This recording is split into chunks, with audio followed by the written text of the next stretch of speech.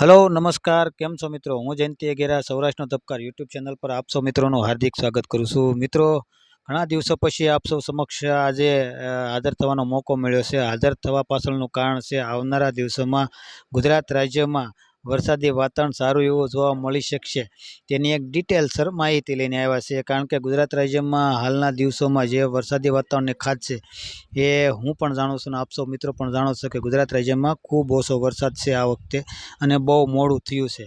एटले घणा बधा मित्रों वरसादनी राह जोई रह्या छे, खास करीने सौराष्ट्र कच्छ अने उत्तर गुजरातना घणा बधा मित्रों, खास करीने पश्चिम सौराष्ट्र कच्छ विस्तार।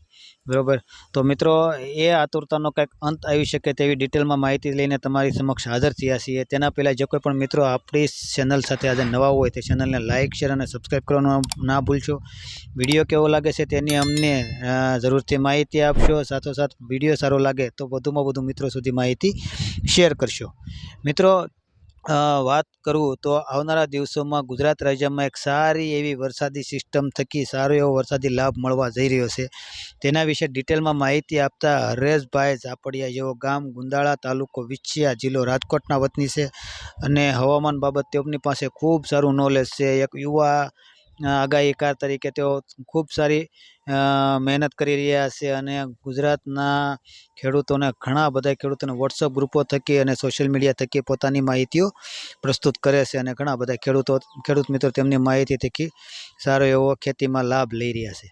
મિત્રો એવી જ કંઈક સારી માહિતી આપતા હરેશભાઈ ઝાપડિયા જણાવે છે કે ગુજરાત રાજ્યમાં હાલ જે ઝાપટારૂપી વાતાવરણ શરૂ છે તે આવનારી 23 તારીખ દરમિયાન 23 તારીખ સુધી હજી ગુજરાતમાં જોવા મળશે। બરોબર, અને આવનારા દિવસોમાં એ ઝાપટા એટલે કે 23 તારીખ સુધીમાં ઝાપટાનું વાતાવરણ થોડુંક વધશે પણ અને ગુજરાતના વિવિધ વિસ્તારોમાં ઝાપટા જોવા મળશે। ત્યારબાદ ગુજરાત રાજ્યમાં 23-24 તારીખ આસપાસથી ગુજરાત રાજ્યમાં એક બંગાળની ખાડીની સિસ્ટમનો લાભ મળવાનો શરૂ થશે।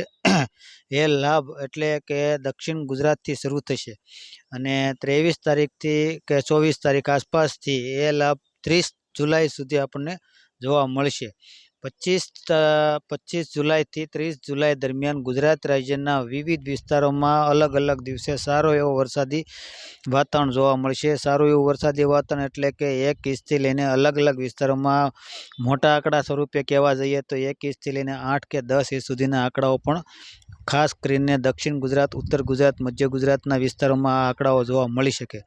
સૌરાષ્ટ્રના વિસ્તારોમાં પણ 1 થી 6 ઇંચ સુધીના વરસાદી આંકડાઓ કે તેથી મોટા આંકડાઓ પણ કદાચ જોવા મળી શકે તેવું હાલ મોડલના તારણો પરથી હરેશભાઈએ તારણ કાઢીને આપને જણાવ્યું છે। કચ્છ વિસ્તારને પણ આ સિસ્ટમનો સારો એવો વરસાદી લાભ મળશે।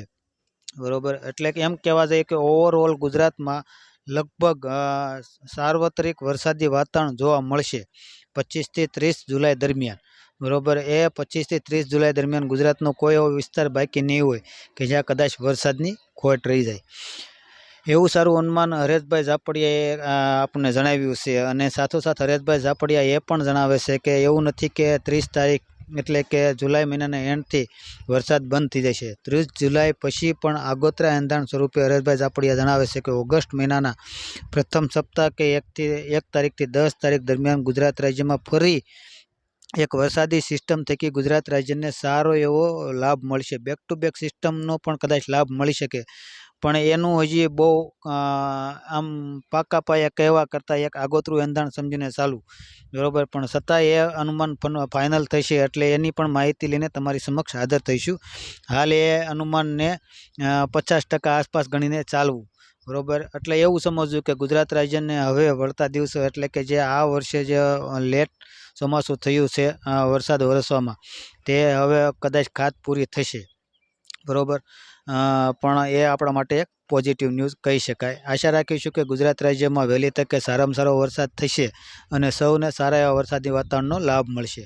મિત્રો માહિતી કેવી લાગી છે તે અમારી સાથે જરૂરથી કોમેન્ટ થ્રુ શેર કરશો। કોઈ પ્રશ્નો રહી જતા હોય તો અમારી સાથે તમે પ્રશ્ન કરીને કોમેન્ટ થ્રુ માહિતી લઈ શકો છો।